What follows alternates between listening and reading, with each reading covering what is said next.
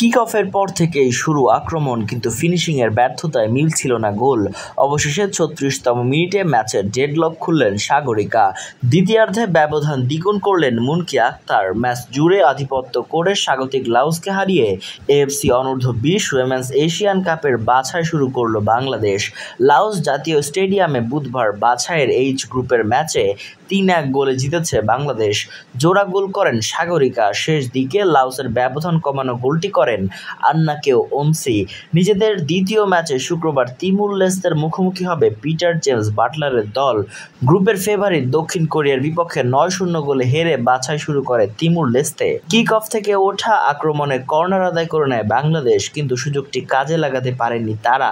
চতুর্দশ মিনিটে গোলমুখী বল পেয়েও তৃষ্ণা রানী টোকা দিতে পারেননি। দারুণ ক্ষিপ্রতায় বল গ্লাভসে জমান গোলরক্ষক। লাওসের রক্ষণে চাপ ধরে রাখলেও সাগরিকা তৃষ্ণাদের অধিকাংশ শট যাচ্ছিল গোলরক্ষক বরাবর। অবশেষে কর্নার হেডে সাগরিকার লক্ষ্যভেদে এগিয়ে যায় বাংলাদেশ। দ্বিতীয়ার্ধেও একই চিত্রনাট্য। ম্যাচের লাগাম মুঠোয় রেখে ৫৮তম মিনিটে ব্যবধান দ্বিগুণ করে বাংলাদেশ।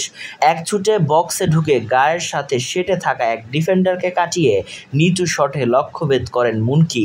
ম্যাচ জুড়ে পোস্টে তেমন কোনো পরীক্ষার মুখোমুখি হতে হয়নি গোলরক্ষক স্বর্ণারানী মণ্ডলকে।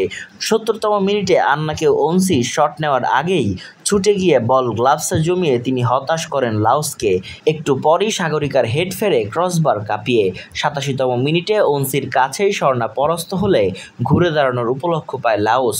স্বাগতিকদের সেই আনন্দ মাটি হয়ে যায় যোগ করার সময়ের দ্বিতীয় মিনিটে। গোলমুখে সতীর্থের ছোট পাস প্রথম ছোঁয়ায় নিয়ন্ত্রণে নিয়ে নিখুঁত শটে জাল খুঁজে নেয় সাগরিকা। তাতেই জয় নিশ্চিত হয়ে যায় বাংলাদেশের।